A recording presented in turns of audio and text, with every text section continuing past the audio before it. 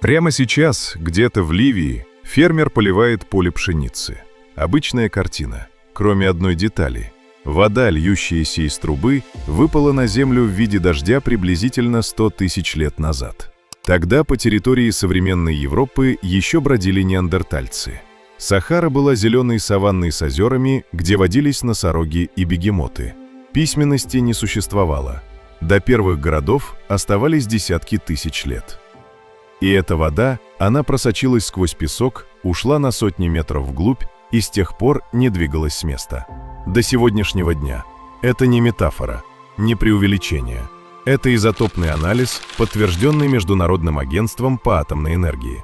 Примерно 2000 лет назад в центре той же Сахары существовала империя. Она нашла эту воду раньше нас. Построила на ней города, дороги, сельское хозяйство. Создала инженерную систему по масштабу сопоставимую с пирамидами. Только невидимую, скрытую целиком под землей. А потом исчезла. Не от войны, не от чумы. Вода просто ушла глубже, чем они могли достать. Сегодня мы качаем ту же самую воду через бетонные трубы диаметром 4 метра, по 4000 километров трубопроводов. И в конце этого ролика я задам вам вопрос, на который у науки пока нет ответа. Но цифры уже посчитаны. Те самые неудобные цифры начинаются не в Ливии 21 века. Она начинается примерно в 500 году до нашей эры. В месте, которое сегодня называется Фетцан, юго-западная Ливия. Абсолютная пустыня. Температура летом под 50 градусов. Осадков меньше, чем в любой точке Европы. Здесь жили гараманты. Греческий историк Геродот писал о них как о диких кочевниках. Плиний Старший – как о неуправляемых варварах, промышляющих набегами. 2 тысячелетия европейская наука именно так их и воспринимала – варвары пустыни. Но в конце 90-х годов профессор Дэвид Маттингли из Лестерского университета начал копать. Буквально. Его экспедиция Fazan Project вскрыла нечто, что опрокинуло всю картину. Под песками Фетцана обнаружилась не стоянка кочевников. Там была столица. Город Гарама с двухэтажными постройками, складами, некрополями. Вокруг десятки поселений, связанных дорогами. Следы пшеницы, фиников, инжира, хлопка. Посреди абсолютной пустыни. Но откуда вода? Вот здесь начинается настоящая история. Гараманты не ждали дождя. Они пошли за водой под землю. Они создали систему подземных тоннелей Фоггары. Принцип прост. Прорубить галерею от подножья горы до оазиса с микроскопическим уклоном чуть меньше 1 градуса. И вода потечет сама. Без насосов, без механизмов, только за счет силы тяжести. Просто. Но вот масштаб, совсем непростой. Профессор Маттингли и его команда насчитали более 600 таких тоннелей только в долине Вади-Аль-Аджаль. Суммарная длина галерей около 750 километров, а по некоторым оценкам, с учетом всех ответвлений, почти 4800 километров. Для вентиляции и обслуживания вдоль каждого тоннеля рыли вертикальные шахты, каждые 5-15 метров. 100 тысяч шахт, средняя глубина 10 метров. Но у подножья гор, где тоннель перехватывал воду, до 40 метров. Все это вручную, в кромешной темноте. В тоннеле шириной 60 сантиметров. Когда исследователи подсчитали суммарный объем извлеченной породы, результат оказался обескураживающим. Гараманты вырыли более 5 миллионов кубических метров грунта, известняка и скалы. Великая пирамида в Гизе – это 2,5 миллиона кубических метров. То есть гараманты руками рабов в темноте под сахарским песком выполнили объем земляных работ вдвое больший, чем строительство главного чуда света. Только их пирамиды невидимы. Они до сих пор лежат под землей. Тысячи километров пустых тоннелей. Пустых, потому что вода ушла. И вот здесь возникает вопрос, от которого становится не по себе. Гараманты это видели. Они замечали, как уровень воды медленно падает. Они не сидели сложа руки, они шли глубже, рыли новые шахты, удлиняли тоннели, толкали рабов все дальше под землю.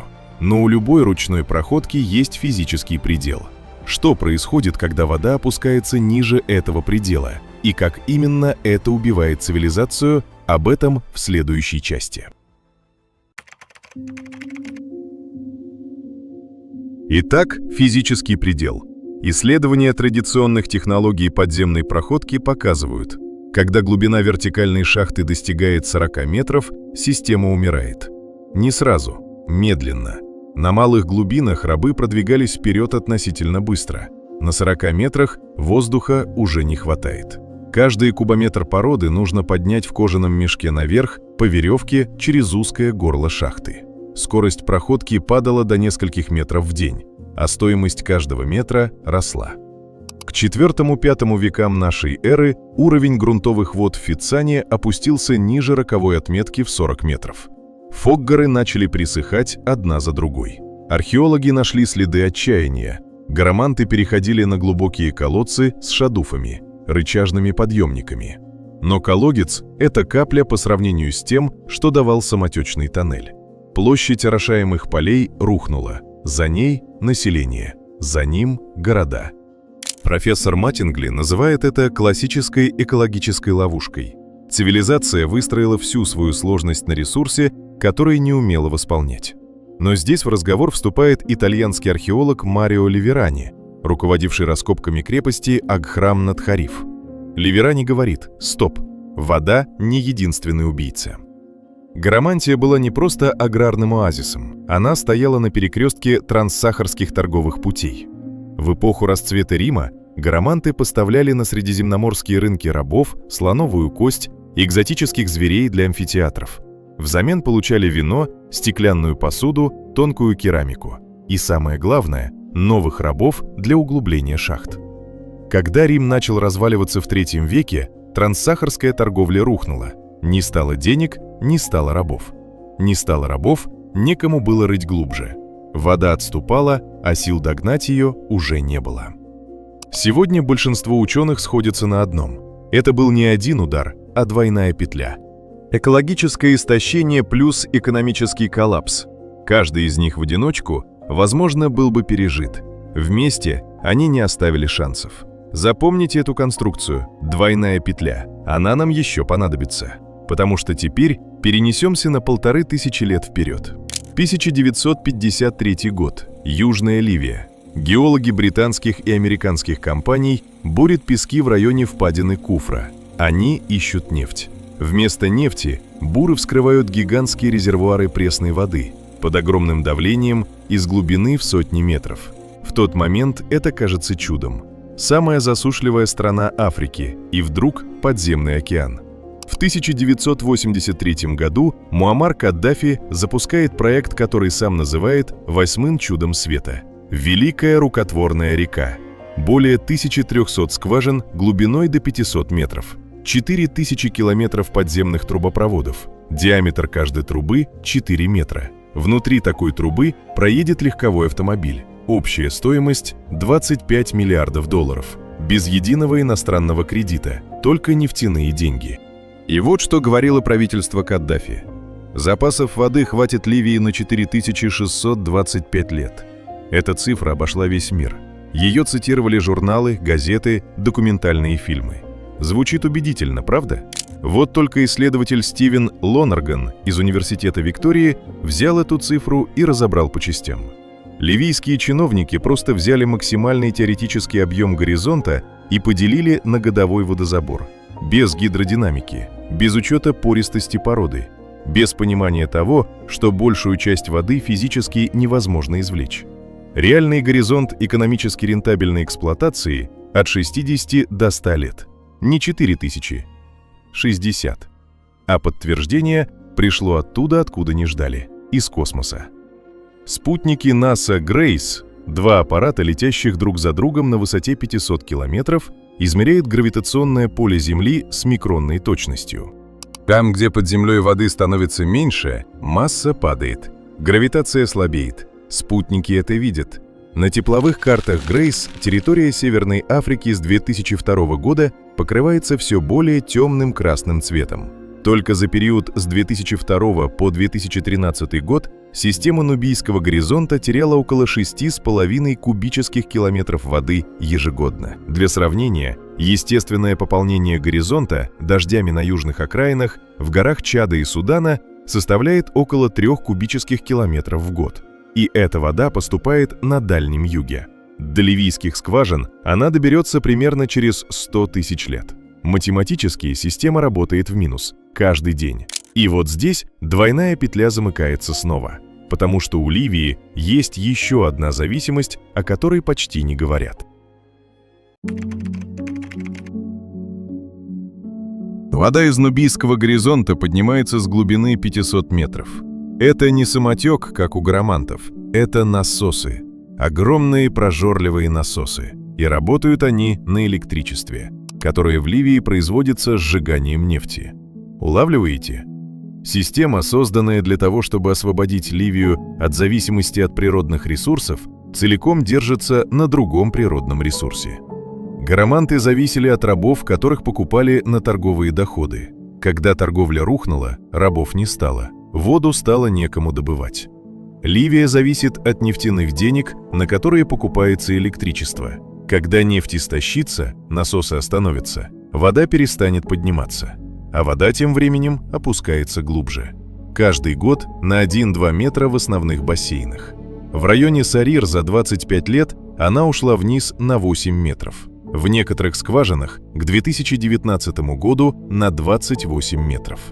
Чем глубже вода, тем больше энергии нужно на подъем. Чем больше энергии, тем дороже каждый кубометр. И в какой-то момент стоимость подъема воды с километровой глубины превысит стоимость опреснения морской воды. Тогда вся система теряет смысл. Это не катастрофа одного дня, это медленное сползание. Именно то, что случилось с гарамантами. Ученые сегодня бьются над одним вопросом: когда именно наступит точка невозврата? Модели, построенные с помощью нейронных сетей на данных Грейс, называют от 2030 до 2040 годов как критический рубеж для отдельных месторождений – Тезербо, Сарир. Для бассейна Куфра один из сценариев выглядит совсем жестко. При интенсивной откачке доступный слой воды может быть исчерпан в течение 5 лет. Не столетий, 5 лет. Точная дата, то, что ученые называют «день зера», пока остается открытым вопросом. Слишком много переменных – политика, темпы роста населения, цены на нефть. Но направление однозначное. Знаете, что самое странное во всей этой истории? Гараманты знали, что вода уходит. Они видели, как пересыхают тоннели. Они шли глубже, метр за метром, раб за рабом. Они не могли остановиться, потому что вся их цивилизация уже зависела от этой воды. Остановить выкачку значит остановить все. И мы не можем остановиться по той же самой причине.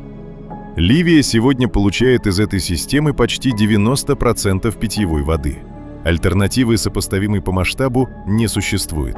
2 народа, 2 тысячелетия расстояния, одна и та же вода. Одна и та же ловушка. Единственное отличие – у нас насосы мощнее. Вода, которую сегодня пьют в Триполи и Бенгази, выпала на землю, когда человечество только училось говорить.